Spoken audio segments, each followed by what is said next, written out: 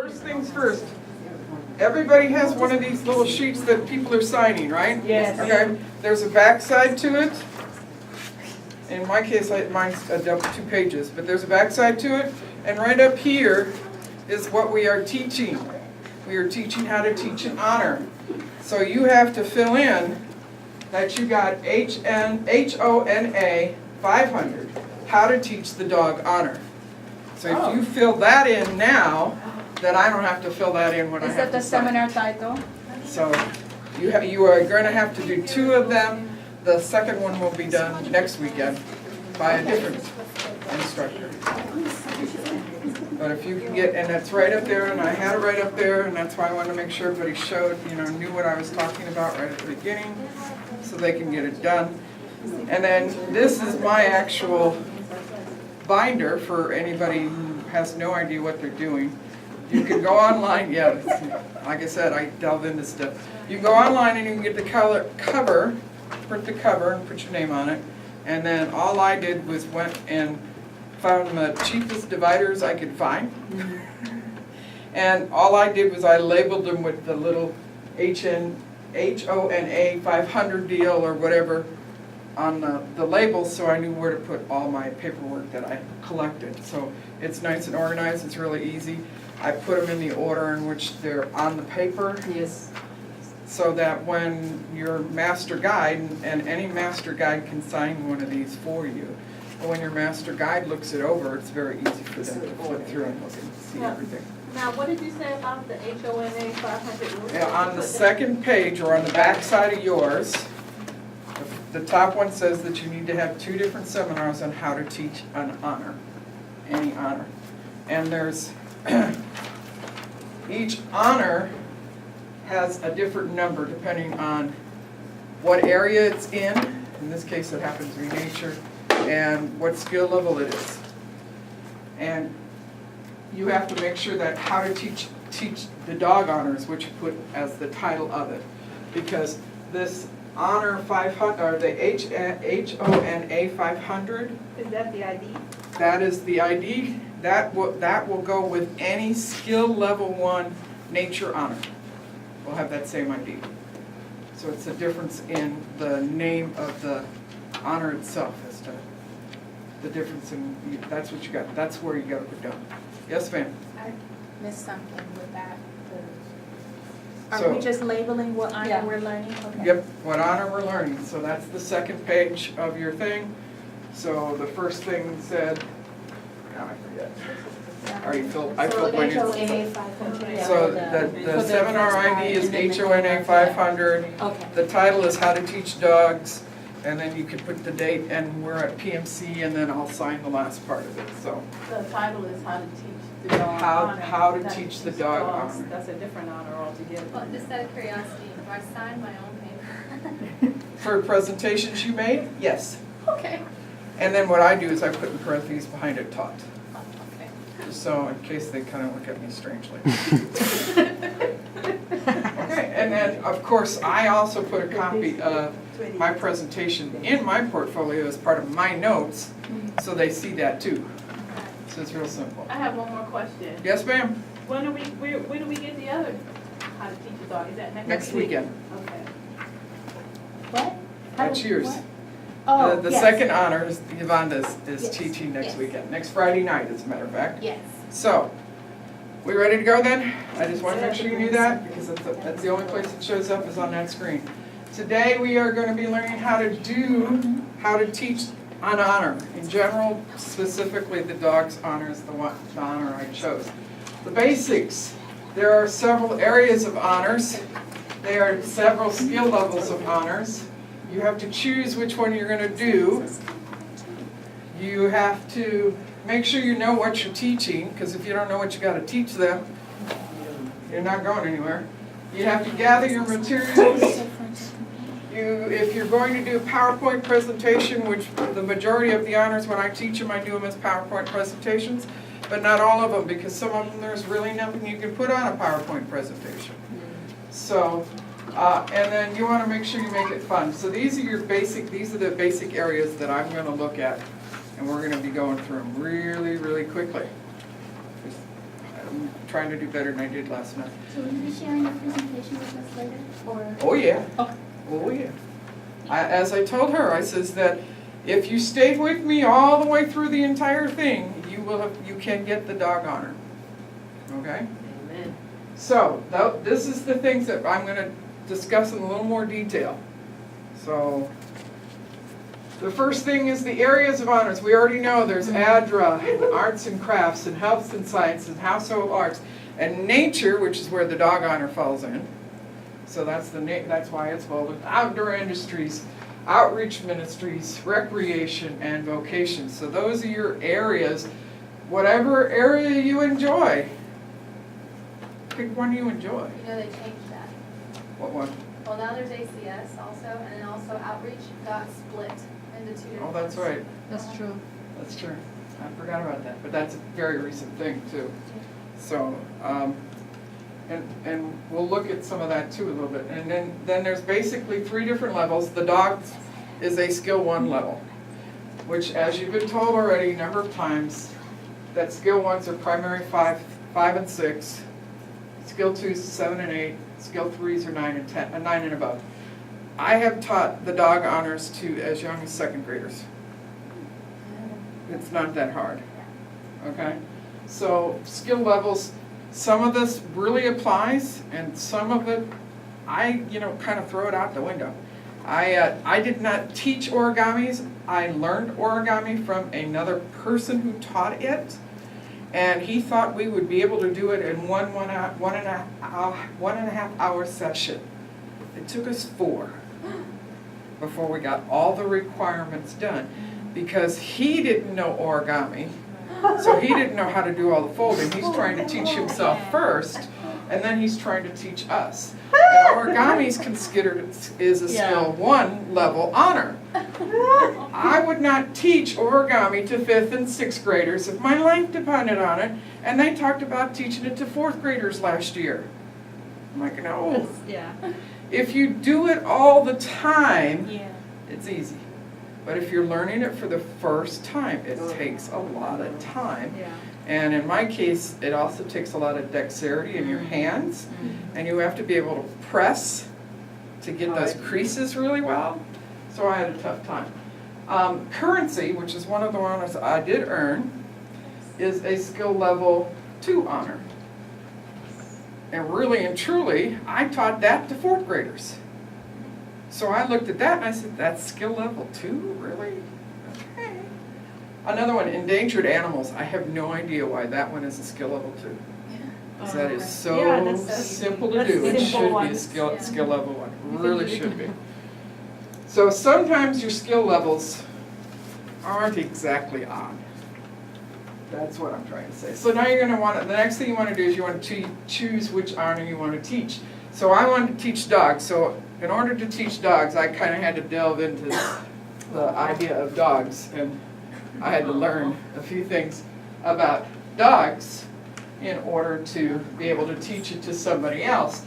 And it wasn't just regular dogs. It was wild dogs as well. The toy dogs, I didn't realize, that there's such a thing as toy dogs. So this page right here, there's a few pictures there. This is just some of the pictures I used in my actual PowerPoint presentation that I created to teach the dogs honor. So that's not even all of them, that's just some of them. Is that a dog or a wolf? It's a wild. It's a red. This one's wild. Yeah, and the one in the middle, it's kind of right in the middle, right? This one is wrong. Yeah. Wild, yes, those 2 are wild animals. Yep, you're correct. So you want to make sure you know what you're teaching. That's why I gave you a copy of the worksheet.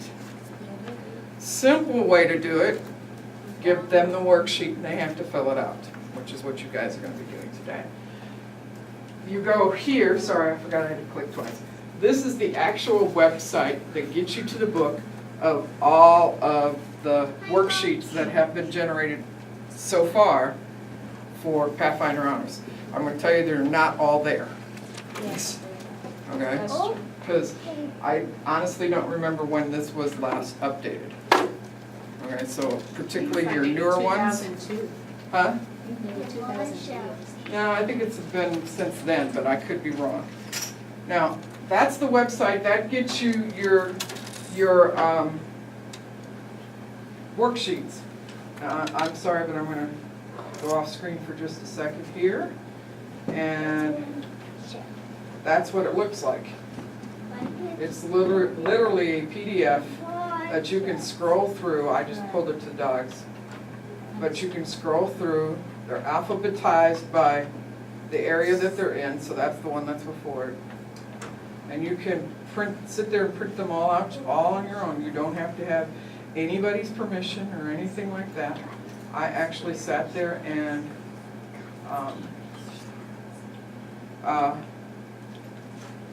downloaded the whole thing. I printed the whole thing once. So I have it in a 3-inch binder. It's not small. But it was cheaper than going to Advent Source and buying it. So you have the worksheets. There's also the Wikibooks has created the answers for you. And this is a very good place for starting point when you do this. And if you're doing something brand new and they just said, okay, you got to teach this honor tomorrow night. Okay, well, you can go there and you can just print the whole thing out if you want. That'll answer all the questions. So that one, I'm going to go back into that one and we're going to look at that a little bit. I'm showing you one screen at a time because I am not connected to the internet. So this is the main screen here when you go to the original Wiki answer book. And if you scroll down just a little bit, I got to find it. There we are. You will see at the very top, it starts by listing by category. So if I want to see the arts and crafts, I would click on that arts and crafts button and it would automatically take me to the arts and crafts screen. Here it tells me that there's approximately 97 of them, okay? And that as far as the backgrounds on the patches, they're the light blue ones, so they're these down here, so the arts and crafts. In my case, I clicked on nature, and if you look down here at nature, you see it says there's 112 of them. And it will take me to another screen. I'll show you that in just a second. But the other thing that this shows you, you see where it says stage over here? And it's got 2 squares, or a big 4 square, or a 3 square. That's quarters. So 2 squares means that 2 quarters, or 1/2, of all the honors that there are has been done and has been entered into this wiki book and is completed. Health and science, it says that they're all in there. So that's the nice thing about those. And then if you scroll down further on the same page, then it starts giving you the honors alphabetically. It gives you all the honors alphabetically. So you can just go straight from this page to your honor as well. And here it shows you, it gives you a picture of what the honor looks like here in the middle. So you can see those. And you can click on them and make them bigger if they're not big enough for you, which they wouldn't be for me. So those are there. It tells you what category they fall into. It tells you what area of the SDA church it actually comes from. Because like Aborigine lore is from Australia. It's one of their honors. But we can still get them here, bless you, in the United States, because I happen to have that one. But I got it at Oshkosh, so it's not always easy. But that they tells you that. It tells you right there what your skill level is. And Deborah was talking yesterday about the year. These are the years in which they started or were initiated. So here's one down here, 1929. But here's the 2010. So, and then again, this Aborigine lore, the whole thing is done. But the one just below it, Abassaline, is only half done. So only half the information is there. So you may have to do some more research in order to find answers to some of the questions. Now when you click on the nature one, which is how I did it the first time, then I get this nature one, and now on here, I now get this screen that has the individual honors for me to be able to click on them. And again, it tells you how much of it has been completed. So you can see a lot of solid green ones, but here we have this animal camouflage, which you can also see it's this year. So you may not find your worksheet for that one even. And they only have half of it done so far. So this is actually updated. Because when I looked at it, 6 months ago, it was organized quite a bit differently than it is right now. So I'm really glad that this is regularly updated. Somebody works on this regularly and updates it. And so it makes it real easy. And then once I click on the dog's honor, then I get this screen. And right there is the picture of the patch you get. Tells you the skill level, when it was introduced, which where it comes from, and which area it falls underneath. And then it also tells you things like, this is a component of the Naturalist Master Award. So if you're trying to go after the Master Awards, then you might want this one, okay? It also says it's a component of the Zoology Master Award. So it covers both of them, so that's great. Now you can go after 2 masters with 1 patch, with 1 honor. Let's see, scroll down. And then below that, it'll start giving you the answers to the questions on your paper right in order. So the first question on your paper is, give the scientific name of the dog family, and there it is. It gives you the name. So you're not going to get it now, don't even try. This is your starting point. Okay, so now I'm going back to there. I guess this is one of my favorite pictures. So know what you're teaching. You're teaching dogs, so don't put information in there about cats. Even if you have a cat at home that acts more like a dog than a cat. So, and you're not teaching just one dog, you're teaching several different dogs. Okay, so you want to know what you're doing here. So the first thing you're going to do is you're going to gather your materials. You want to know approximately how long it's going to take to teach the honor. The dog's honor is a pretty easy one and can be taught in less than an hour. Some other honors are a little bit more because you have to like the dog training one, you actually have to train a dog. That takes a little more time. Or you have to have this animal as a pet, bird pets. You have to have one for 6 months. So some of them take longer, so you have to look at that, whether or not you would be able to complete it in the time that you have to even teach it. You want to collect all your supplies, like your worksheets, make sure you got enough copies, pencils, paper, scissors, pictures, dogs. If I knew enough people who own dogs, I could actually bring the dogs in here, or I could create a field trip to the Humane Society or to a store that sells dogs. I could do all kinds of different things, but I got to make sure I have it when I'm there.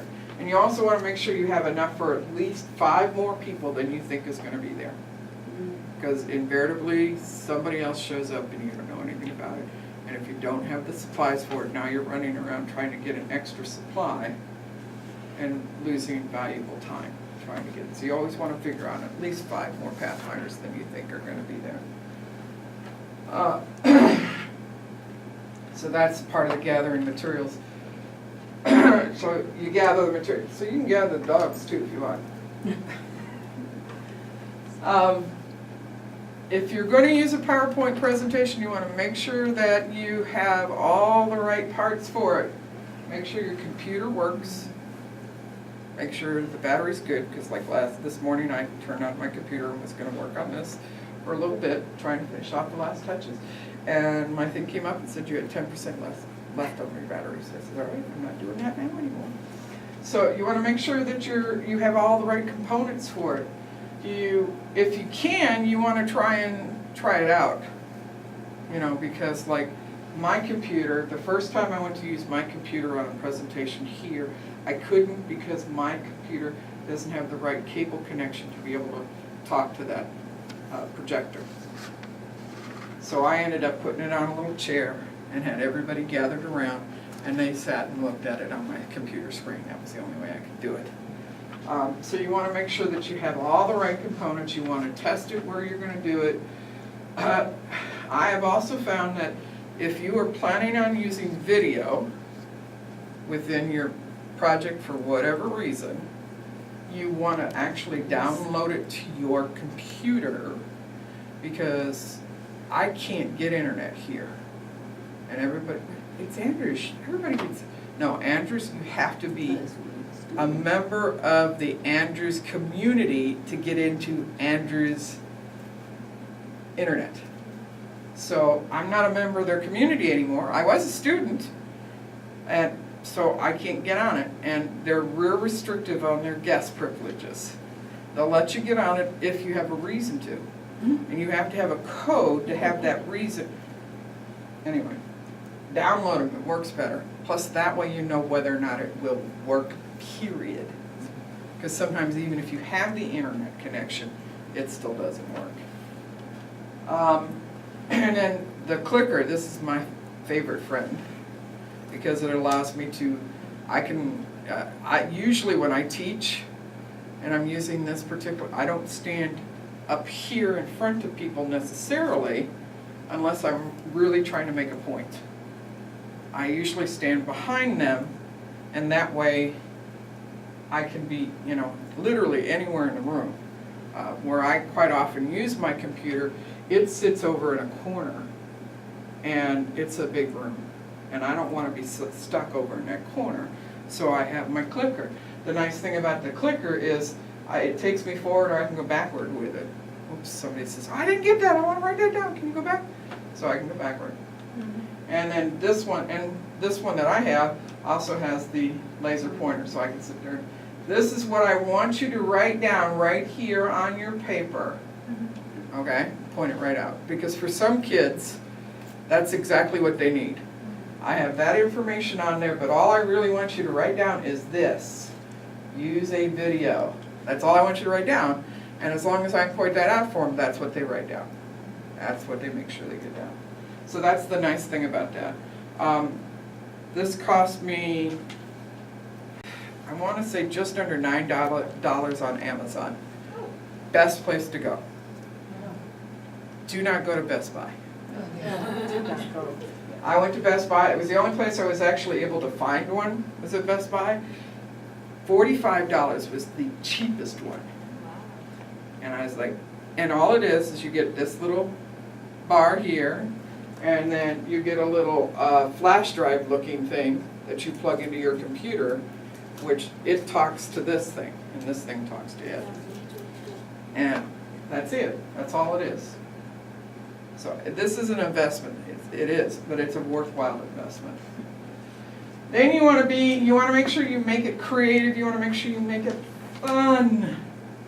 So one of the requirements, actually the very last one, it says that you have to tell a dog story, or you have to write a dog story. And I just happen to have a dog story right here. And this happened to be a story that the kids ended up reading. So I can sit here and I can take this right here, right now, and I can open it up to that dog story, and I can start reading verbatim this dog story. Okay? But for me, the better thing is that I'm the author of this dog story. I actually wrote this. So I can tell you the story in detail, not just what's in here. And I will tell you want to hear my dog story? Yeah. My parents, I have 2 brothers and a younger sister. And my parents and myself and my younger sister were traveling from here to southwest lower Minnesota. On a good day, you can drive it in about 12 hours. The weather's good, okay? We left in December because we were going to go spend Christmas with them, okay? We were going to see my mother's parents because her mother had been diagnosed with cancer and they weren't real sure about how much longer, because this was the second time she got diagnosed. So we wanted to spend some time with her. Makes sense, right? They owned a travel trailer, so rather than intrude on everybody, we took the travel trailer over, so it's a little more comfortable driving too. So we're in a travel trailer. We left about 5 or so, 6 or so, on a Friday evening. And about 11 o'clock at night, I think it was, we finally stopped just north of Chicago at a rest area to get some sleep. From 5 o'clock to 11 o'clock or 12 o'clock, it might have been a little later. It took us that long to get through rush hour traffic. And on top of that, there was an ice storm going on in our area. It was a snowstorm in Minnesota. So I can expand upon this because there's more to it that happened in that rest area, but I'm going to keep going. We headed out. We finally got out of the rest area about 3 o'clock in the afternoon the next day because we had some problems there. And we headed across the state. We went up to Milwaukee and went across the state that way.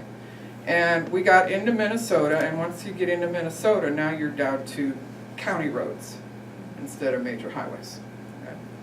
And so we were on a little 2-lane blacktop county road and driving along, and we had, by this time, it had already been a day and a half since we had left home, time-wise. Okay? Remember I said 12 hours before. So a day and a half later, we're still there.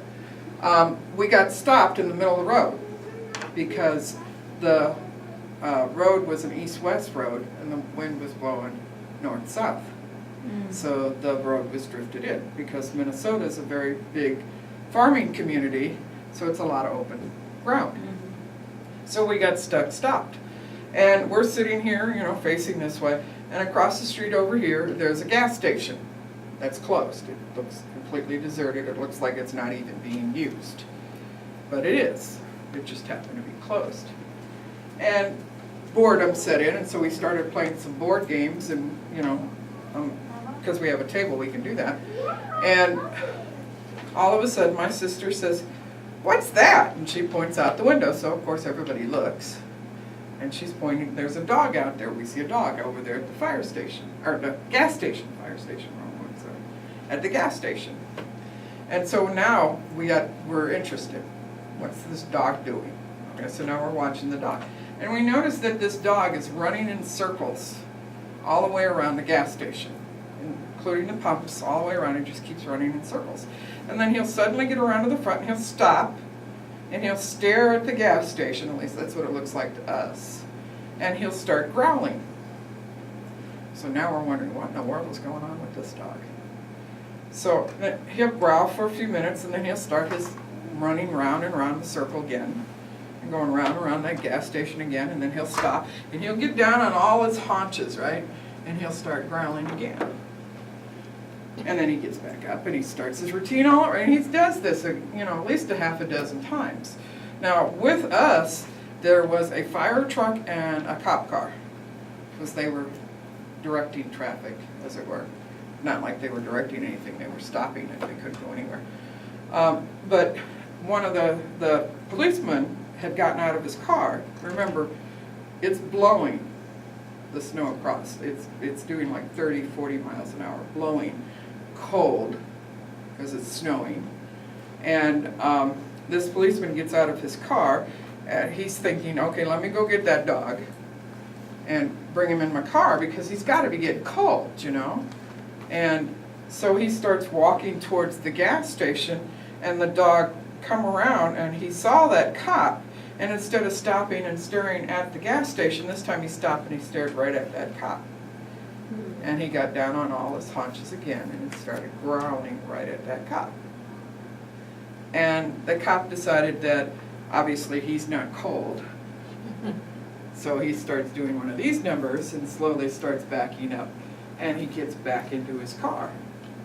And once the dog realizes that that police officer is now in his car, then he starts running around the gas station again. And he starts doing this a couple more times. And finally, he stops and he gets down, and I'm sure you guys have seen a dog that's really, really upset. And they get down so close to the ground, like a piece of paper won't fit between them and the ground. Right? He was that far down to the ground, and he started growling. And in that hunched position, he started slowly backing up. But he still stayed right in that position. Now mind you, I told you the wind is blowing across us towards him. So he's over here, downwind of us. We're inside that trailer, and we can hear that growling. Okay? This dog was serious. He did not want anyone anywhere near that gas station. And he backs himself up, and he gets about halfway to the driveway, the entrance to the gas station, and the driveway gets about halfway there, and then he stops growling, but he stays in that position. He doesn't move, and he's still looking at the gas station. And we're still looking at him, and then all of a sudden we all hear the same thing at the same time. There's this giant kaboom! The gas station exploded. What we think happened was the tanks that are underground, ground contracted from the cold, caused so much pressure that they finally exploded, and they had an ignition source. That fire, or that gas station went down like that. As soon as that explosion happened, that dog got up off of all fours, and then he just kind of paced back and forth right there. Well, of course, nobody's going to try and do anything. We had a fire truck there, but there was no fire hydrant. So there was absolutely nothing that they could do. So we all just kind of watched it as it burned to the ground. And finally the cop got himself out of the car again, and he went to go get the dog. And the dog is all friendly. He has no problem. I like you now. Went right to the cop, put him in the car. He was quite happy. And I truly believe that God had sent that dog there. Wow. He wanted that dog there. He wanted to make sure that nobody went anywhere near those gas pumps. Wow. You know, because we're all sitting over here, and it's not just us, there's several cars too. And you have to keep your engine running to stay warm enough for a while. You turn it off, turn it on, you all know that. But I think that God said, I don't want any of those people, even if they run out of gas, I don't want them to go over there. And so he sent that dog to make sure that nobody could go over there. And I truly believe that. Wow.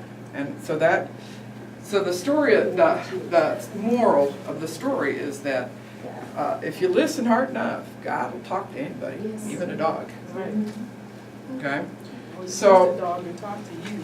So there's your there's your dog story that you had to have, and I just gave you the requirement, and it took me, what, 5 minutes maybe, max? This was March 7th edition, and I do have enough for everybody to take one with if they want one. So that's up to you, and you are more than welcome to read that story to your Pathfinders if you're teaching this on, or for any other reason.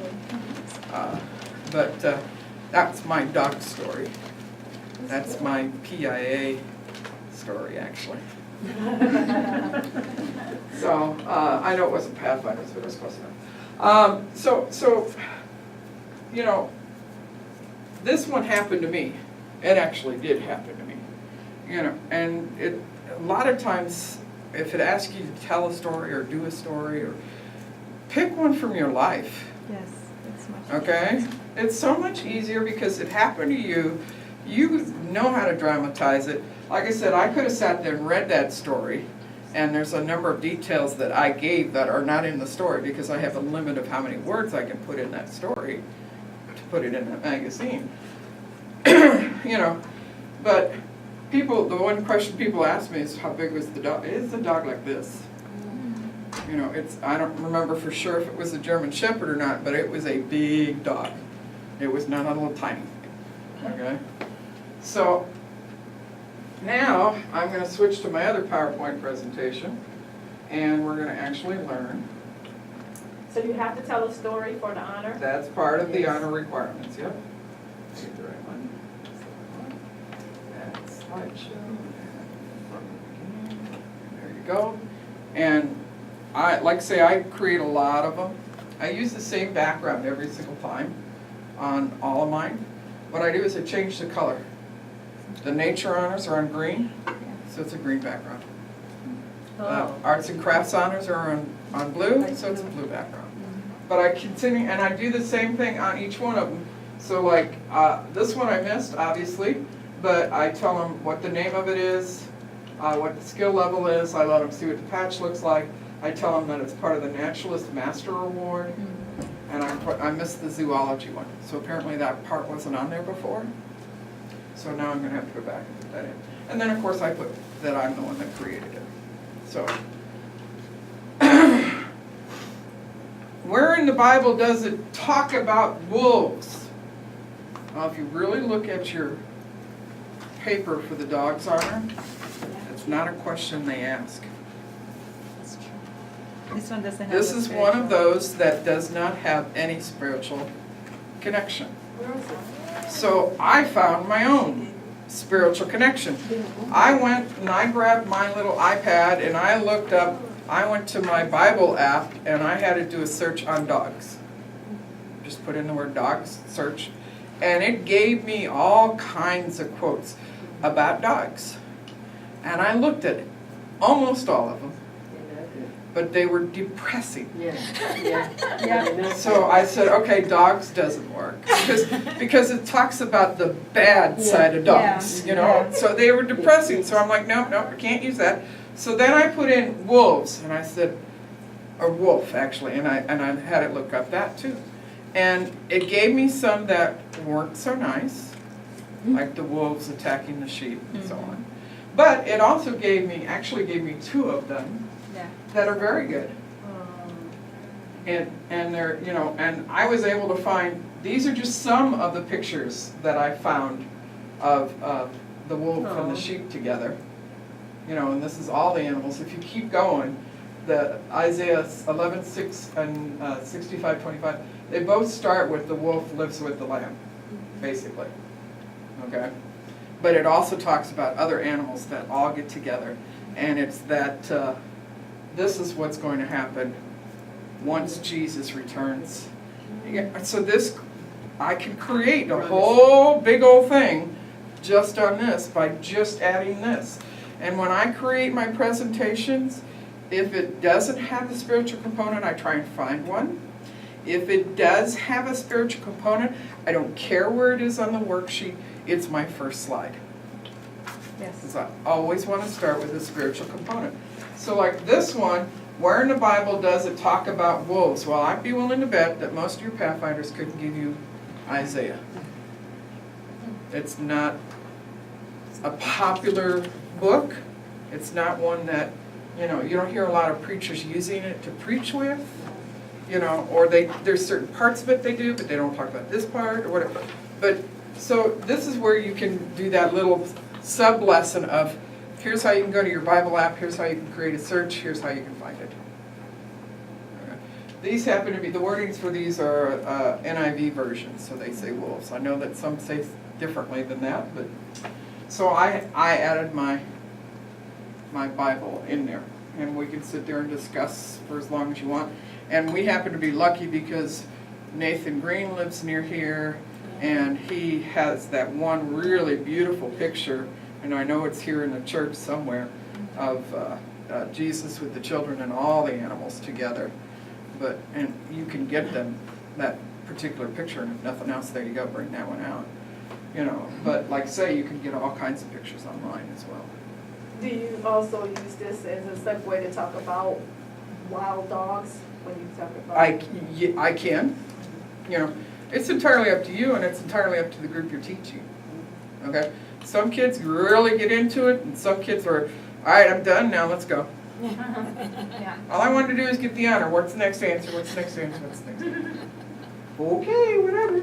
So then sometimes I'll go right in order on their sheet, but not every time. And you'll notice that I come up with the question. what is the scientific name of the dog family? And then I ask the kids, and a lot of them will know that it's the canine, Yeah. okay? But Canidae, they may not come up with. So for those of you that are trying to earn your honor, that's your first number one. I gotta keep going back. And I do that. So usually I have, when I'm teaching, I have this little piece of paper with me. They're not anymore over there? Well, I don't need mine, so I need it. I wrote on it a little, but most of Oh. it. This is my own, this is my copy. Now I'll have to find another copy. That's all right. Yeah. There you go. I thought I made 10 of them, but So anyway, okay. we're gonna do that. All We're gonna right, get this so if on. you want, you can get the honor right now. I can do it with you right now, not a problem. Sometimes I'll go right in order, as I would say, but sometimes I won't. Because like, if you kind of look at that first page, it says identify from pictures and personal observation, 25 different breeds of dogs. I want to try and get everything where they're going to pull it off the screen first, and then anything where I might have them be getting up for some reason, at the end. And so I will put it at the end. So that's why I'd say this is question number 1 up here now.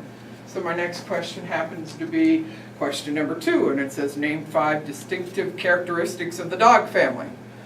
And then I tell them before I get started, I say, all it asks you to do is to name 5. I will give you more than that, but all I expect you to write is 5. And then can anybody tell me a characteristic? 4 legs. It has 4 legs. And then I start going through. Canines have 42 teeth. Did you know that? I didn't know that. They walk on their toes. Pay attention when you watch a dog walk. He walks on his toes. He never puts his whole foot down. He walks on his toes. They have 4 claws on their hind feet and 5 on the front. Now here I can throw something in because I know it, and because quite often when I teach dogs, I also teach cats. Cats are exactly the opposite.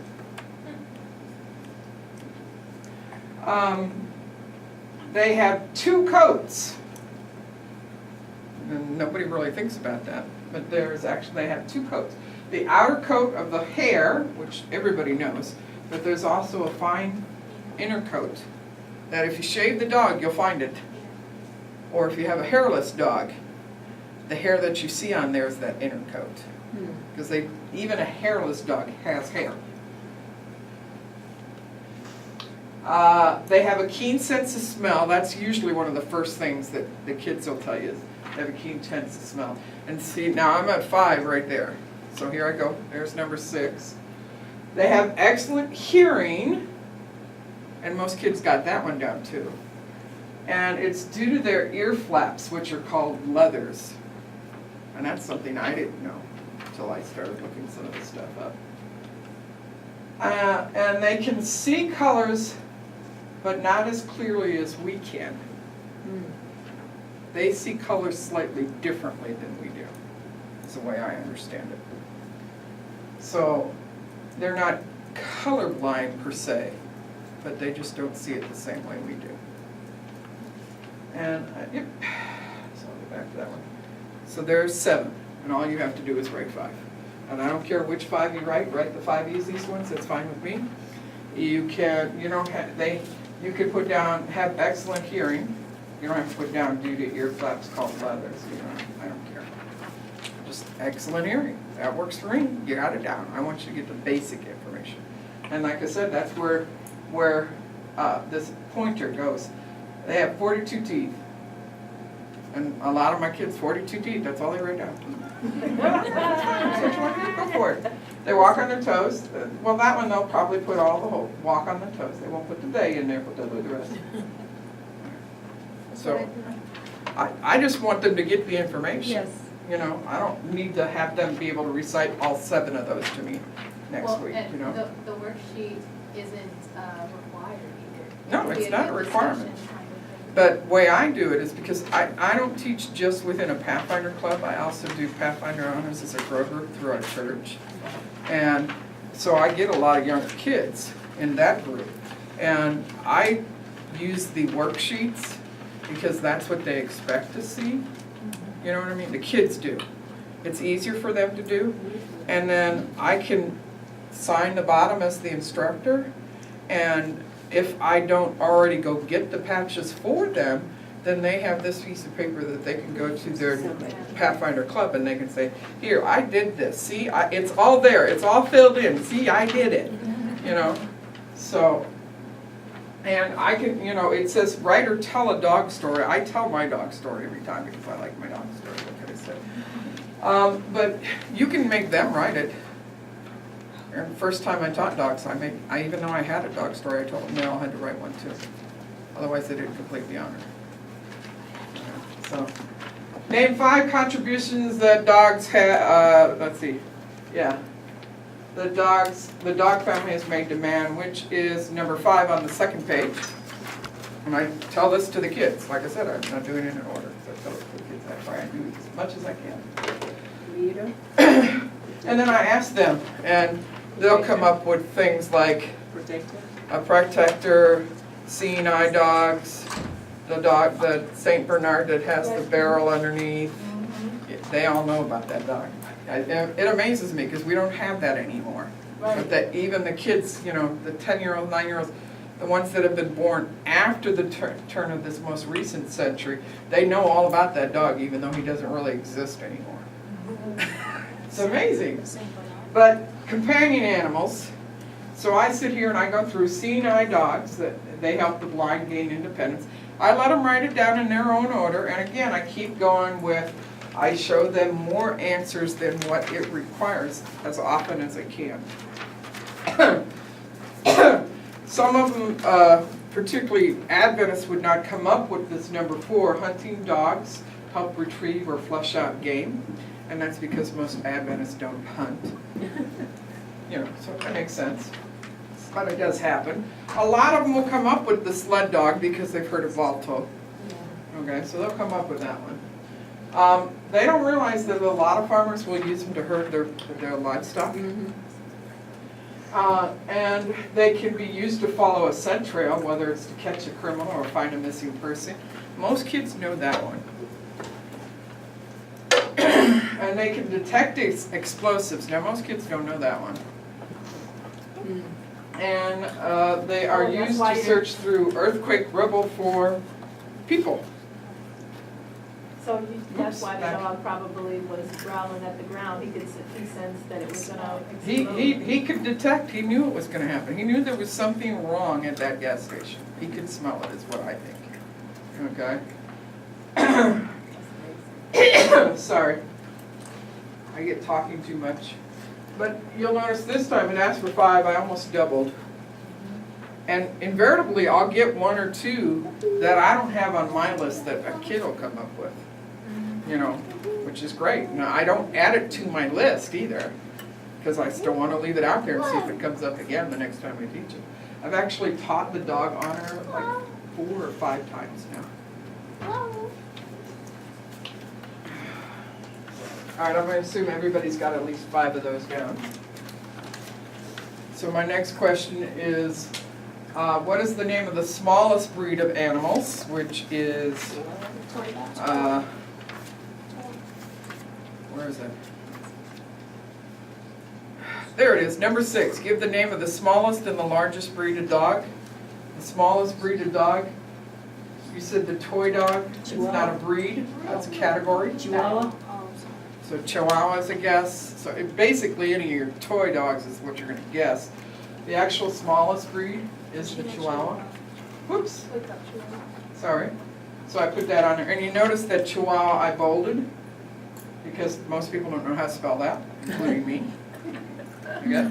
So I bolded it, and so I can say that's the word. That's all you got to write. Chihuahua, that's it. I put more in there, but that's all they have to write. The largest one. Sheepdog? Back it up. The largest one, you can get many answers because it's how you define largest. Oh. Okay? The tallest one is the Irish Wolfhound, but the heaviest one is the Saint Bernard, which is why most often the Saint Bernard is the one that people will say. But really, what is largest determines which one it actually is. So I would tell the kids, you want to put down both, the Irish Wolfhound and the St. Bernard as the largest one. And if you add a little bit more information as to why they're the largest one, the tallest is the Irish Wolfhound, heaviest is the St. Bernard, that's great. What is the value to men of the following dogs? So that's number 7, and the first dog is the seeing eye dog. And really, everybody can figure that one out, but I have information up there, you know, and just like I did in my presentation last night, I usually have more stuff in here than they necessarily need or even have to write down. Okay? So, the basic is that they are there to assist the blind, or visually impaired is the more politically correct statement now. But that's it. You know, that's all I have to say is that they're there to, and they're trained to do this. You know, not every dog can be a seeing eye dog. Some are better suited for others. The next one was the St. Bernard. Well, most all of them can come up with, they have that barrel underneath their chin. Yeah. They can tell me that. But they don't know for sure exactly what that is for. At least not in this country, I should qualify that. But the answers of the St. Bernard are herding dogs of the Swiss farmers as well as hunting dogs and watchdogs. So they're not rescue dogs? Yeah, their history has been connected to hospice at the Great St. Bernard Pass. So that's where you come with the rescue dogs. That's what they were used for at one time, but they don't do it anymore. Right. So that's the second line is actually that barrel thing that they're on, you know. Of course, you know, as an adult, we all think that that barrel thing was full of whiskey and that sort of thing. I don't actually think it was. But, you know. And then the next one was the shepherd, which most everybody can do that because they have heard the story of David. So here's another one where I can pull in the Bible. You know, they understand what a shepherd is. So they got an idea of what a shepherd dog does. And then the collie, they're one type of shepherd dogs. And they are thought of as one of the most intelligent dogs out there. I don't know if that's true or not, but some people think that. If I have one more, yes, I have one. And the Eskimo is, of course, your sled dog. Yes, I ma'am? was going to say the collie is the #1 smartest dog. It is? Yes. That's what people think, you know, I don't know if it's true or Number 2 not. is the poodle. I thought the German Shepherd was. No, they're down towards the 4 to 5. The #1 is the collie and the 2 is the poodle. Is the what? The Poodle. poodle. The poodle. Yeah, he gotta be smart. He's so I little. have a poodle, so I had to find out Well, no, how smart my dog to is. me, the poodle is not necessarily smart, just very arrogant. Very good at it. He's confident. And that's because their owners decided to do these poofy hairstyles on them, and so they gotta be arrogant so that the other dogs don't make fun of them. I know people are still writing, so I'm, you know, that's the only reason why I'm holding off. And that's what I do as I teach too. And if you haven't already noticed, I don't like silence too much, so I'll continue talking even while, you know, people are still writing, and eventually I'll come up with, okay, Yvonne, are you done? So I have to learn my kids' names too. She happened to be one I know.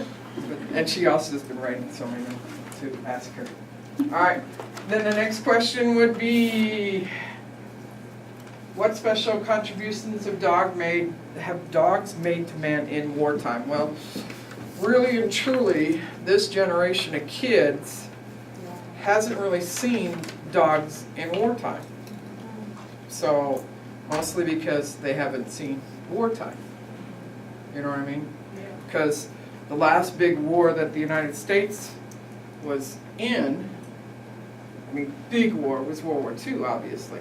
And that took everybody out of the country, and it affected the whole country at the same time.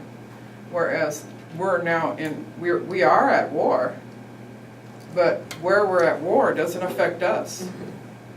You know what I'm saying? So my grandmother told me stories of during World War II of the sugar, not being able to have sugar, so she couldn't do a whole lot of baking, so she had to get real creative with her baking. She had to come up, she was very good at coming up with new recipes because of not having this and not having that and not having the other thing during the war. She remembered all that and she could tell us stories about that. So most of the kids probably wouldn't be able to answer this question at all. So that's why they have been used in military since ancient times, believe it or not. Okay? And they have been used to sniff out landmines. There's your explosions again. To carry messages.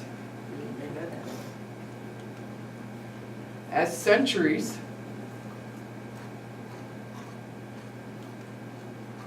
To scout, as scouts to detect booby traps. And as attack dogs in battle. So they were, yeah. Another one, they could be a mascot.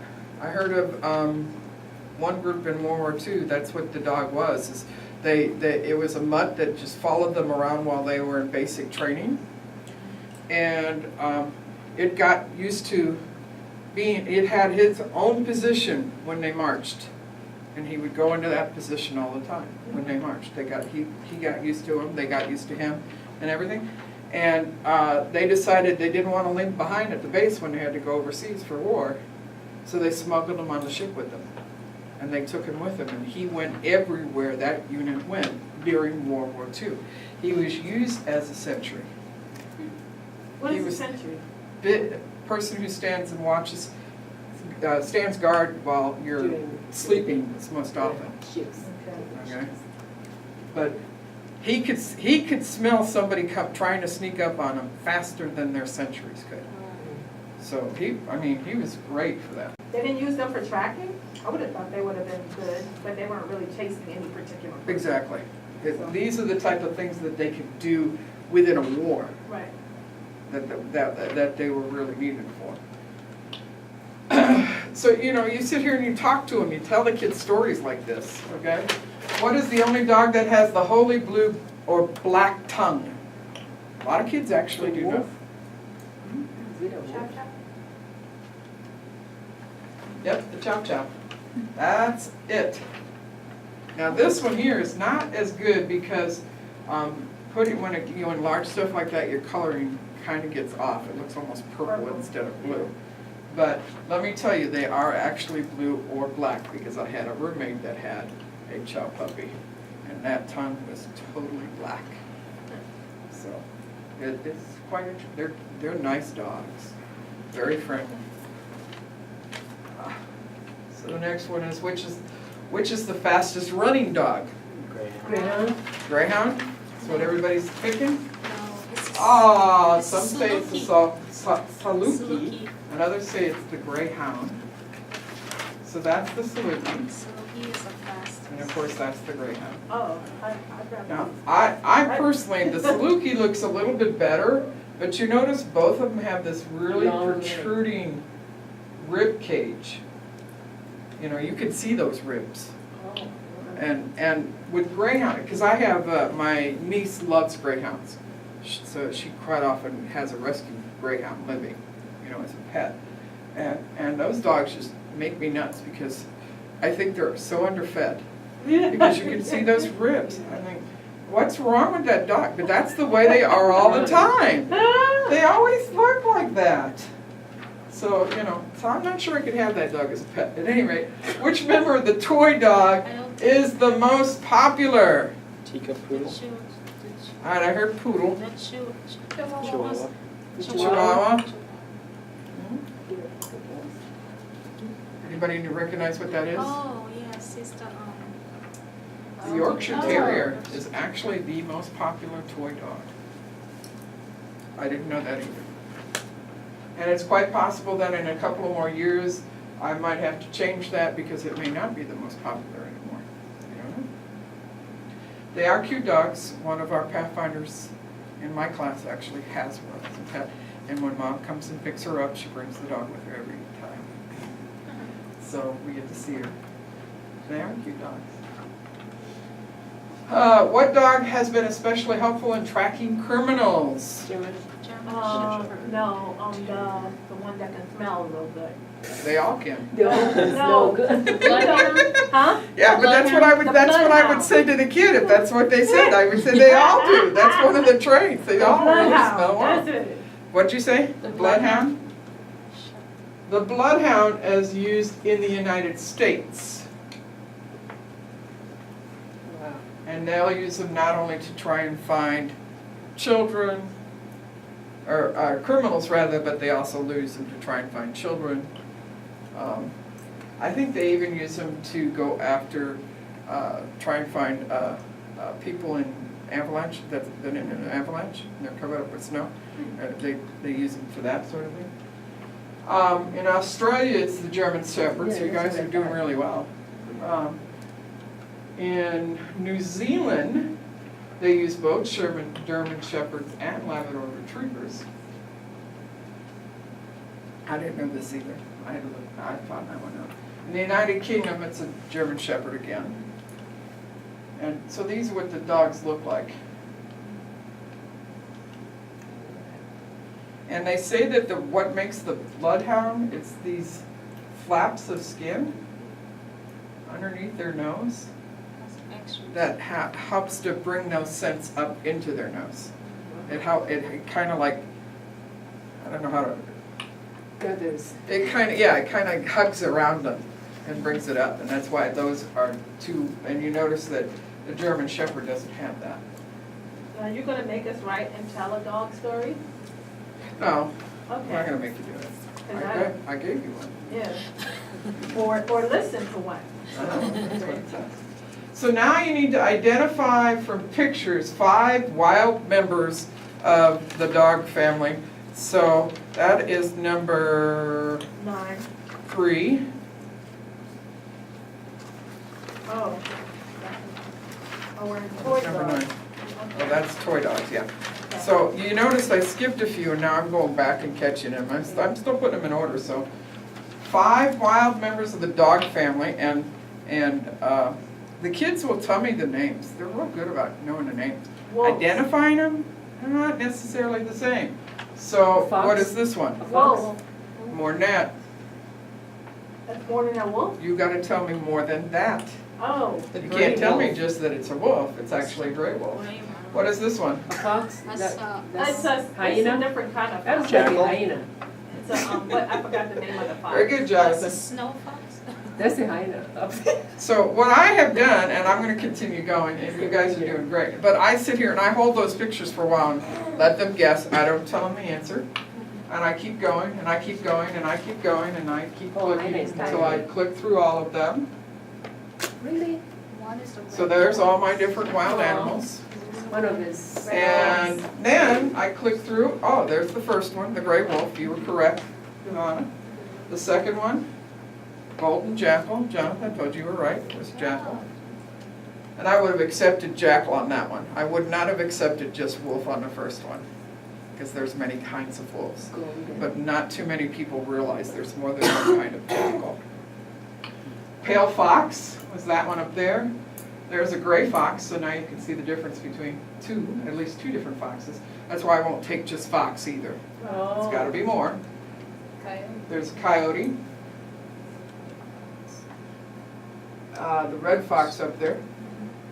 See, so you got 3 different kinds of foxes. They don't look the same. But that's why I require that they tell me more than just fox. The Arctic fox, we got another fox down here. This one is hard to see on this screen. Sometimes the white dogs are hard to see, period. Then the dingo. They can all tell me a dingo, but they cannot recognize a dingo. And there's a black-backed jackal. So those 2 are different kinds of jackals as well. Yeah. So you were supposed to identify 5, and I have 3, 6, 9 up there. Well, I was. So you have, you got a lot of choices. Well, now it says identify personal observation. 5 wool members of the dog family. Okay, so you Okay, want, but how many of these dogs can you find in Michigan? Let alone find and have personal observation other than in a Video. zoo. This is why I do it as a PowerPoint presentation. Because they're still identifying from pictures. Yes, I give them the names eventually, but I went through this real quick because I'm trying to get things done here. But normally I would have waited on each picture and had them, do you know what it is? If you think you know what it is, write it down as the next one on your line, okay? Then the next one was identify from pictures 5 dogs that are toy dogs, which you said was number 9, you were correct. So now I got the toy dogs.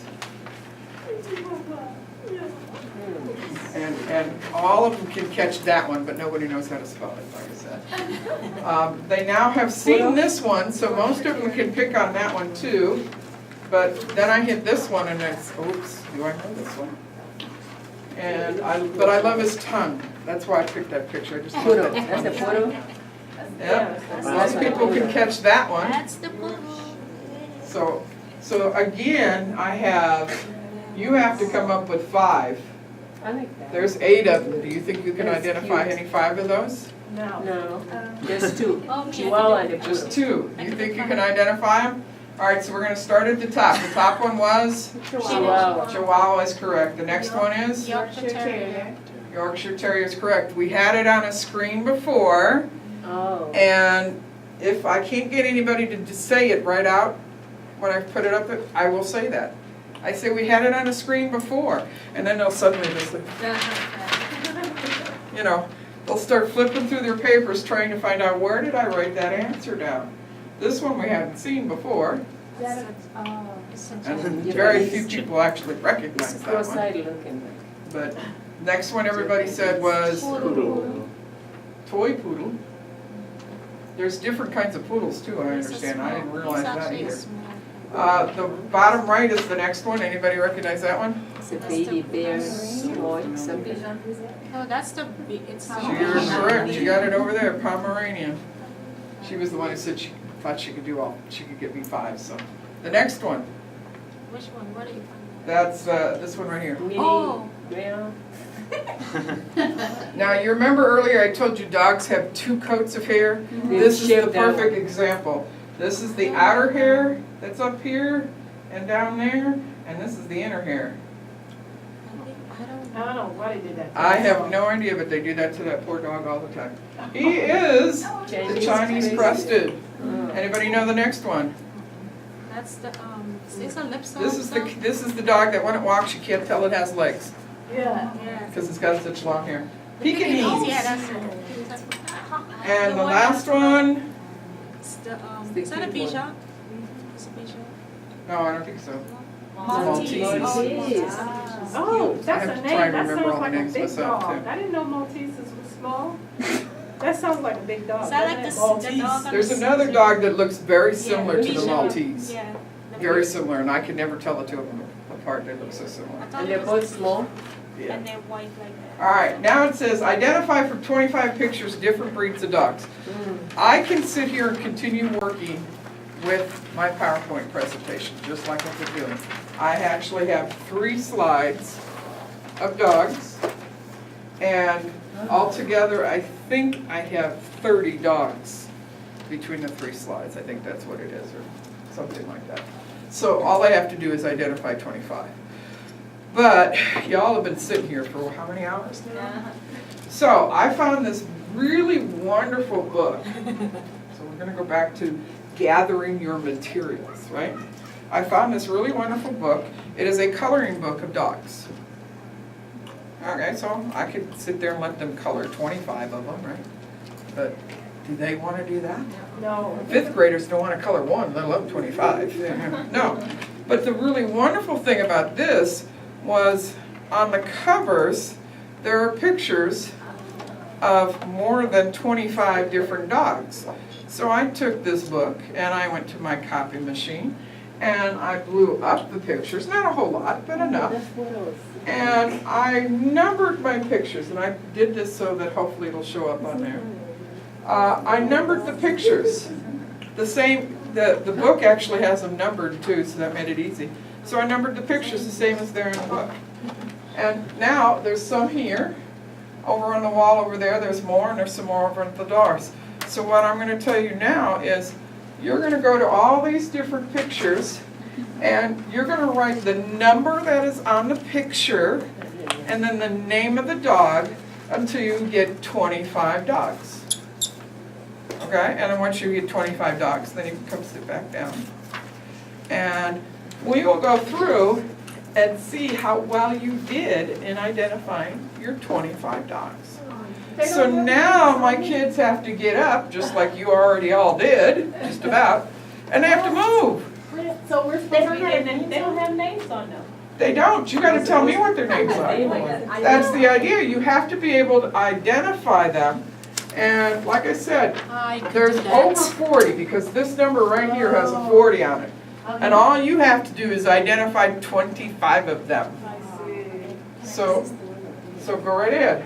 Now, so what you're gonna do is on your piece of paper, on your little worksheet, where the numbers are at, you're gonna write down the number that's on the picture, and then write down the name of the dog that's in the picture. Okay? So if you know that number 37 is a Dalmatian, then you write down number 37 and say Dalmatian, which is what it happens to be. So I just gave everybody one, but that's an easy one.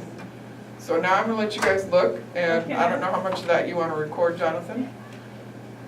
And I'm gonna stop talking right now. And get myself a drink because I'm losing my voice.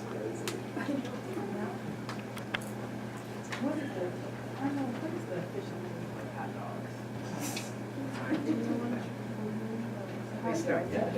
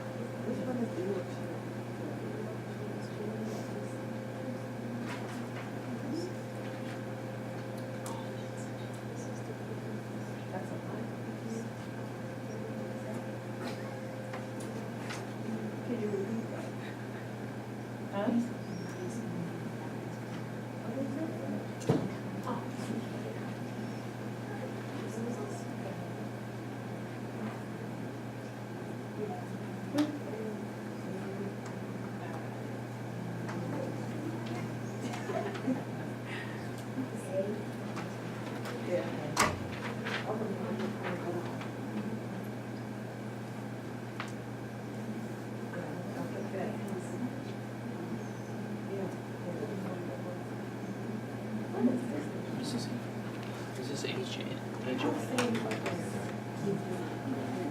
Is HONA 500 on the dog specifically or just? No, it is skill level 1 nature. Thank you.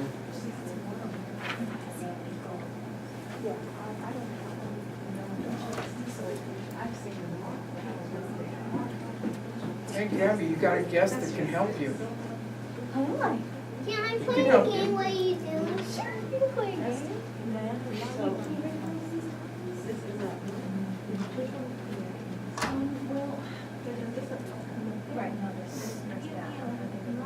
And wiener dog is not an acceptable answer, by the way, because that's not its name. Because that's what kids will put down. They'll put wiener dog. It's not called a wiener dog. And it's not a hot dog. And it's not a hot dog. The hot dogs you eat, you don't eat any of these guys. Right.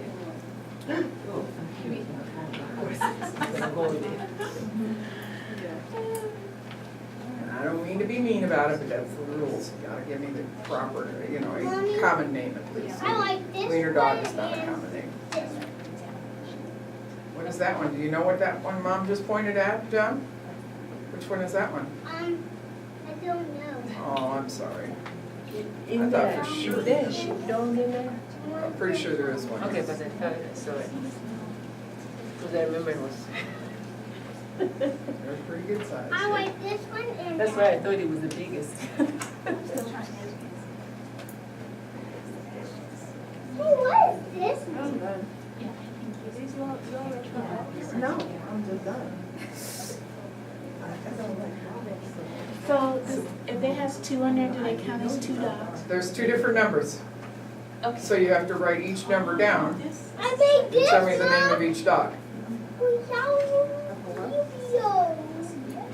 Some of them have two different dogs on the same picture, some of them have multiple dogs, but it's all the same dog. But if there's two different dogs, there's two different numbers. Make sure you write down both numbers.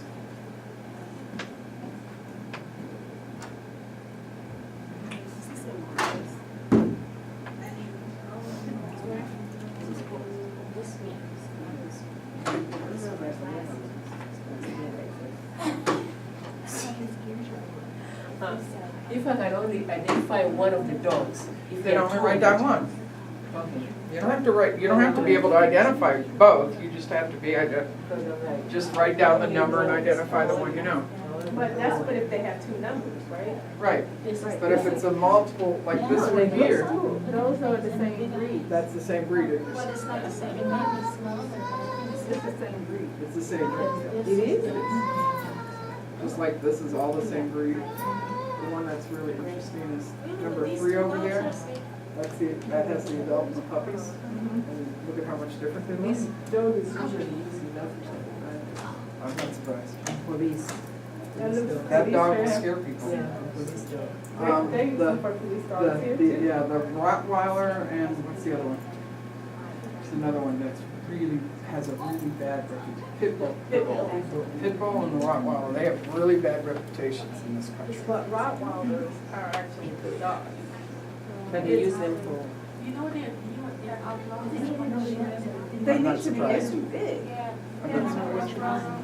It A Doberman. Really and truly, I wouldn't want one in an apartment building like that because they're so confined. I don't care how often you take them out. Yeah. It's too small of an area, they're just too confined. And I'm sure a lot of it that stems from the person that died from the Rottweiler attack. And a Rottweiler, And I don't think I have either one of those on any of these pictures.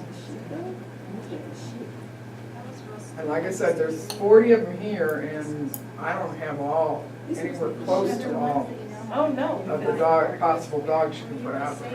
Because you don't have, you don't have. Like I said, I don't have the Rottweiler. I don't think there's a Rottweiler or a Pit Bull, either No, one. you don't have But it could be Rottweiler. both. Is Pug here? Some people are not sure. I don't remember for sure. It's been a while since I Is that the looked at them. Number 34. I think we have to, Number 34 is not a pug. Yeah, that's what I thought, so that is what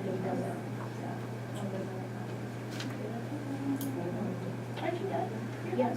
All right, does everybody have a number of them Yes. already, if not all 25? nobody has all. Believe it or not, you guys have been working on this for 10 minutes. Has it only been 10 minutes? It's only been 10 minutes, yeah. 25. But, you know, when I taught this to the kids, I had a group of, how many did I think I had like 15 of them. And I literally posted these things all over the room. And they were up for half an hour, comparing notes, trying to get 25 of them. So, She said I could slip over. you can't sleep over, sorry. Oh, I didn't put them with the. Because I'm a I just mean wrote mother. the number down. I don't know about her. We go according to those numbers. I don't care, I have no control over you. All right, you want to start recording again and we'll continue this? So, So you guys just got up, and for 10 minutes now, you've been walking around and looking and trying to remember the names of all these different dogs. And I didn't say I had to have the official names or anything, you know, the long words that you can never read. The scientific. The scientific name, there is the word I'm looking for, thank you. I just said I would not accept wiener dog, because that's not its common But name you either. would accept hot dog. But I would not accept hot dog either. Because you can say that about them all, because they're good looking, you know, I don't know. Anyway, so now what I'm gonna do is you're gonna check to see how well you did.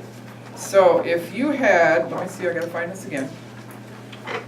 If you had number 1, that is actually the German short-haired pointer. And if you actually look at that picture, you can tell why.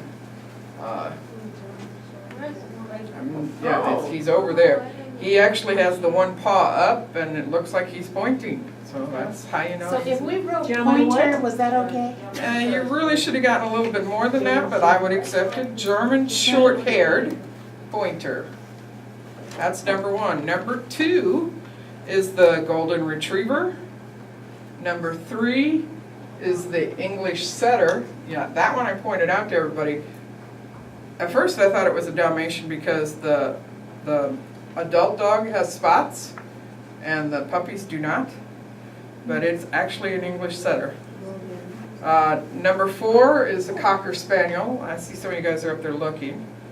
Number 5 is the Afghan Hound, and if you know its name, that's the only name you're going to know. Let's see, I don't know what I have up here. Number 6, Hot dog. that's here. Everybody wanted to call this a hot dog. It's not a hot dog, it is a, Basset anybody? Hound. Basset Hound, thank you. Thank you, Gabby. Basset Hound. Number 7, which is right here. Beagle. Looks an awful lot like him. Yes, he is the Beagle. So if you had 7 Miss Beagle, you got it right. Number 8 is a Bloodhound, Yay. which I showed on the screen more than once. Yes. And he's actually on the screen right now. Number 9, I didn't really expect anybody to get this one. It's called a Borzoi. B-O-R-Z-O-I. I had never heard of that one before. Wow. And the other nice thing about this book is that not only can you color the pictures, but it gives you information about the dog Oh, good. on the page. So it's really nice in that respect too. Number 10 is a Dachshund. How do you spell that? It is spelled D-A-C-H-S-H-U-N-D.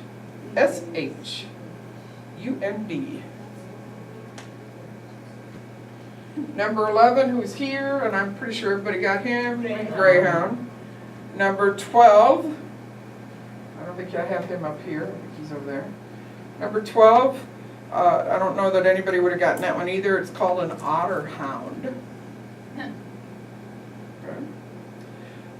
Number 13, you may or may not have gotten it because you did see a picture of it on my screen already once.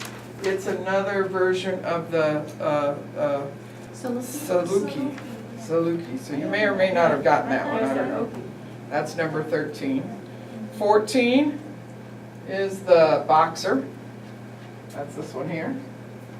Boxer. Number 15, everybody should have gotten that one. That's the Collie. Number 16, Doberman Pinscher. Doberman Pinscher is correct. Number 17 is a Great Dane. It is a great game. Yeah. Number 17. Number 18, everybody should have gotten that one. That's the German Shepherd. Number 19, Bull Mastiff. Bull Mastiff. Mastiff. Bull Mastiff. Mastiff. Mastiff. B-M-A-S-T-I-F-F. Mastiff. Number 20 is that old English sheepdog. The one with the barrel, but they didn't have a barrel. I was right. So most everybody might have gotten that one. Number 21, So it's, wait, 21, I have 21, I have a St. Bernard. it is the St. Bernard. So the bull, the sheepdog is. The old English sheepdog, I'm sorry, I said it wrong. It's the St. Bernard that has the barrel. Yes. The sheepdog is the herder. Okay, number 22. Siberian Husky, That's what I told her. Siberian Husky, and most kids get that one too. There's a lot of- Number 23, very few people get that one unless they are into the toy dogs. That is the Airedale Terrier. Number 24, again, you kind of have to be into the toy dogs on that one as well. He is the Bedlington Terrier, Bedlington Terrier. Number 25, a lot of you might have gotten that one, that's the Bull Terrier. No, he's not up here. Number 26 is the Wire Fox Terrier. Number 27 is a miniature Schnauzer.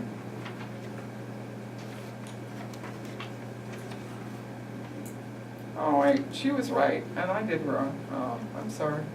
Number 28 is two different dogs. They're both terriers. The black dog is a Scottish Terrier, I told you. where the white dog is a West Highland White Yes. Terrier. It's my mistake, sorry. Number 29A, I'm pretty sure that's the way I put it. Yep, that's up here. Number 29A is a Pomeranian, and 29B is a Chihuahua. Number 30, if the chair didn't give you a hint, I don't know what did, but that's definitely a toy dog. And it's a Papillon. Papillon? Thank you. Papillon. Like I say, you have to be into the toy dogs to really know them. Number 31 is the Pekingese, which we saw earlier. Number 32 is the Yorkshire Terrier. Number 33 is the Culver King Charles Spaniel. Number 34 is the Boston Terrier. 35 was up here. Where was 35? There it is right there. That's the Bulldog. Dog. Number 36, must be over there somewhere, is the Chow Chow. Chow. Yep, the Chow Chow. Number 37, I know that one was over there. Or no, that was here. That's the Dalmatian. Number 38 is the Keys Hound. Another one I had no idea. Number 39 is, I don't even know how to pronounce it. It's spelled L-H-A-S-A.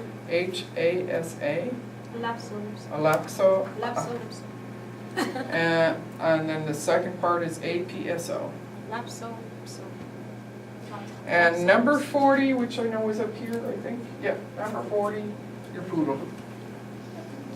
So, as long as you got 25 right, you got it. But I do, like I said, I have them up here. What if you didn't get 25? Then you start working on this one. So I don't remember which one I pulled up first, but I think it's, Oh, you just give them more options? yeah, I can do it both ways. I can give it more options or not. I don't know what's going on. That'll work for me. Right, that's the one I was looking for. All right, so I told you I could do it one of either way. I could have them, I could put these up, like, when I put these up, I use pins to poke them in. But those over there, I use this wonderful stuff. Where did I put it? Where did you go? There it is, called Poster Tack. Yeah. Yeah. Poster Tack, it's great. This will let you tack things up on any surface, even concrete, which is your hardest surface to put anything up, because it won't take tape at all. So, but this will allow, you put it on the back side of the picture, nobody even knows it's there. And it's very easy to take off and reuse this stuff even, as long as you don't let it get hard. So that's what I used to put those up on the wall. The first time I used tape because of the kind of wall I had, and I didn't have that with me. So there's all kinds of ways of doing it. So now I got this is my first page. The first one that came up was the golden retriever. Did everybody realize that's the golden retriever? Yeah. I I don't remember who's next. Can anybody tell me what this one is? Labrador Black Retriever. lab, yeah. Anybody have any clue about this guy down here? He's a beetle. This one here? That's a Husky. husky. It's a husky, this one? Collie. Bloodhound. That's a bloodhound. Bingo. Beetle again. Lassie. Lassie, there you go, that's what my kids say too. He's actually a rough collie. Has everybody ever heard that Lassie was actually not a male dog, it was a female dog? But he kept saying Lassie boy. Let's call him a boy, good boy. Anyway, but he's a rough collie. Then we got the boxer, that's what that one down the bottom was that nobody could pop out with real quick. Beagle, the bloodhound, which you guys all had that one, right? The smooth collie, so there's different kinds of collies too. And it has, if you pay attention, it's the fur. You see how her fur is nice and loose, and whereas this is really tight and close to the body. That's the difference between them.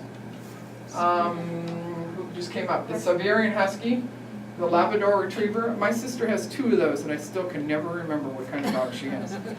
And the Afghan Hound, which eventually you would probably learn that one just because you're looking at it enough, and it's like that other Maltese that, you know, you wonder where the feet are. So I actually have, see, I got another page worth and another page. Anybody know what this one is? Yeah. The Saluki. Anybody this one? Oh, my goodness. That's The horse. It's the, That guy. The horse. He looks like, kind of like one. The nose is too narrow though. This one, everybody should know that one. Greyhound. Greyhound. About those guys. The Chow black chow. chow The chow. chow chow with the black tongues. Yep. Dalmatian. Greyhound, Dalmatian. That's a great game. Great Dane. Great Dane, that's what it is. It's That's short a hair. harlequin Dane. Dachshund. A harlequin Danny. The ones with You know black this, and huh? white is a Oh, harlequin. How about this guy? Anybody know who he is? Dotson. The Dachshund. There's another one that kind of looks like Lassie. It actually isn't. Something collie. All right, so now I've given them all the pictures, and I'm like, okay, write down which ones you know, and then I'll go through and I'll actually tell them, yes, you guys were correct, it is the Saluki. The horse. Russian Russian Wolfhound. Oh, my goodness. Now I know. So we have a diverse community, so you gotta get all the countries in there, right? The Bernese Mountain Dog, nobody got that one either. The Greyhound, everybody had that, everybody had the Chow Chow. And the Great Dane, the Dachshund, the Australian Shepherd is that one that nobody was able to come up with. The Oh. last one, You know, it's good one. and I don't know how to pronounce that, I'm sorry. Fancy. Yes, yeah, exactly. All you gotta do is, you go into Google, I love Google, greatest website. Click it over to where it says images, and then type in types of dogs. And you have so many pictures. And that website that I told you about that has the wiki answers in it, it gives you 25.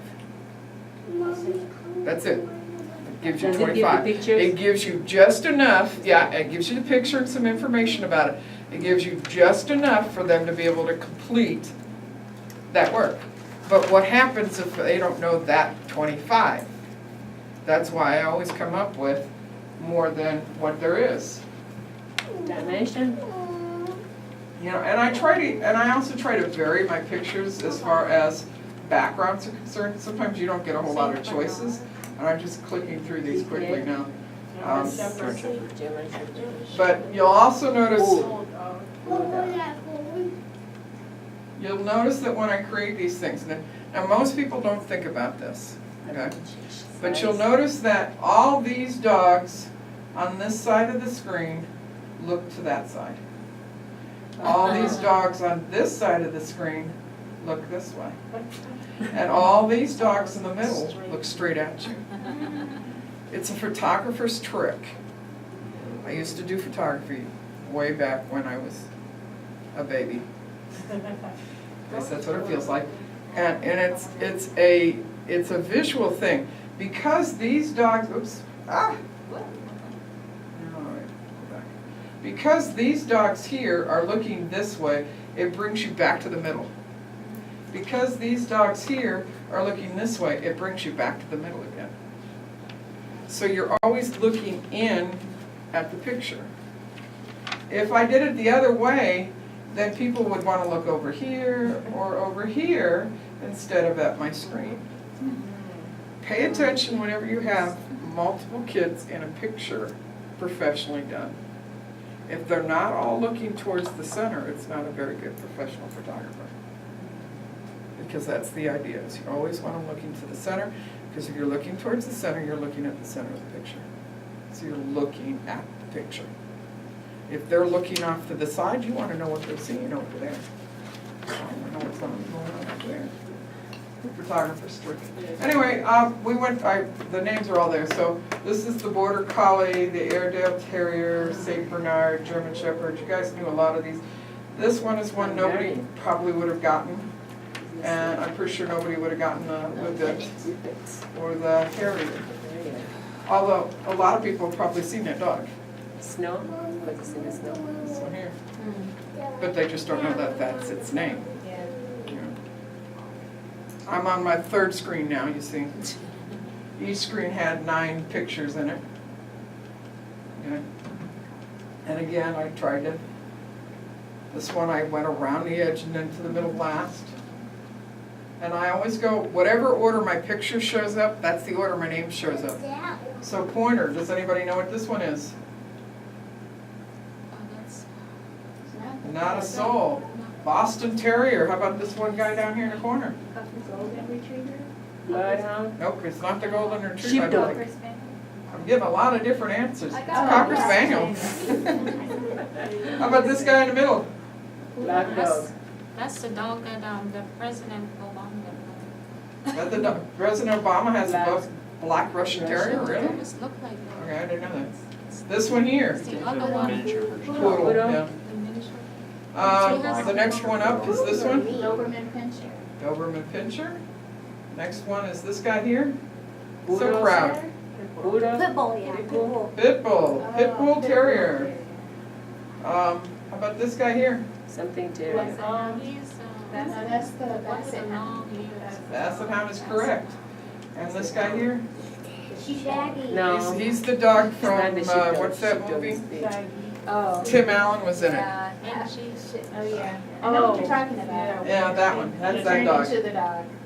He's a Or bearded the collie, Oh. believe it or not. Okay, so this was my screen 3, and here we go. Here comes screen number 4. Oh no, now it says write a dog story. Okay. So that's my last thing, and of course I've already done. I put here, you have until your next meeting to write your dog story. Does it have to be a true story? Okay? That's what I said. I'm not gonna make you guys write a dog story. If you want to go for it, I don't care. I told you one, and that's what you needed to have done. Now, you get a lot of people, and that's why it gives you the difference. You get a lot of people, I don't want to write a story. Okay, then you have to be able to get up in front of the group and tell a story. Okay, I can do that. I think I can write a story too. You know, and you'll get that response too. You know, but she says, okay. I told her, if you don't write the story, then you have to get up and tell a story. So her response was, okay, I'll write the story. And that's what a lot of Pathfinders do. Fine, write the story. Either one is acceptable to me. If you tell the story, that's great. If you act out the story, that's wonderful. How You about a know? round robin story? That would be an interesting way to do it. Yeah. Yeah, that would be a very interesting way. To me, you know, if you own a dog, and you do, I might have said, instead of next time have a story written, bring me that. Next time bring your dog. Okay? And tell me something about your dog. Oh, they'll love that one. They'll be more than happy to do that one. And you'll get some really cute, and they're telling a story. You know, all you gotta do is tell me something about your dog. Okay, well, we rescued my dog because he got hit by a car, and they're happy. You know, this is a great thing for them. They're happy to do that. Here's mine. I already gave you mine. That's the end of my presentation. I think. And then if I have time, which I don't because we're already at 7:30 and I said I was gonna try and be done by 7. But the only reason I kept going is because you guys said you wanted to try and earn the honor. Yes. I would have stopped at 7 if you hadn't want to earn the honors too, okay?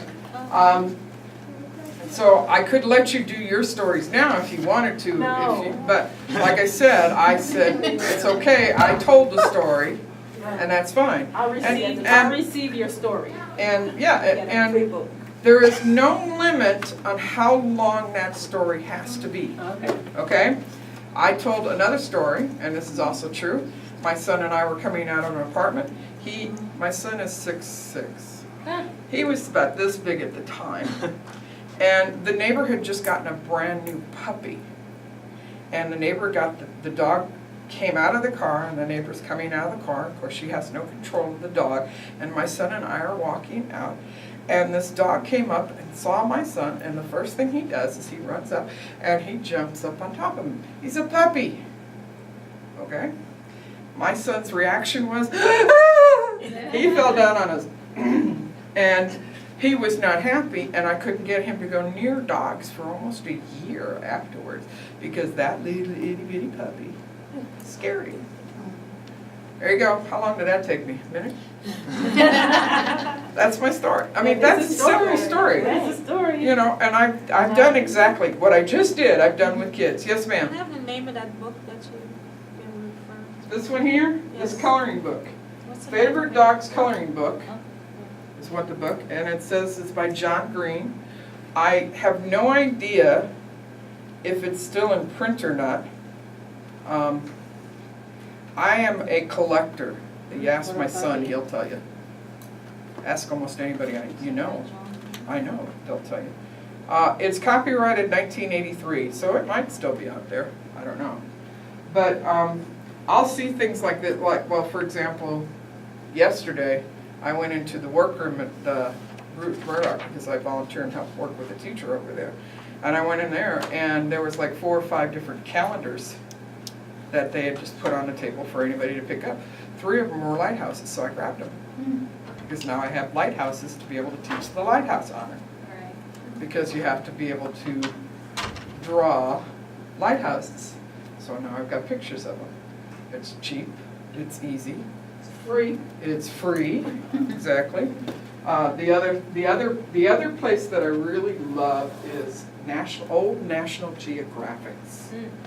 I don't know if they still do it or not, because when I say old, I'm usually talking at least 20 years ago, 10, 20 years ago, okay?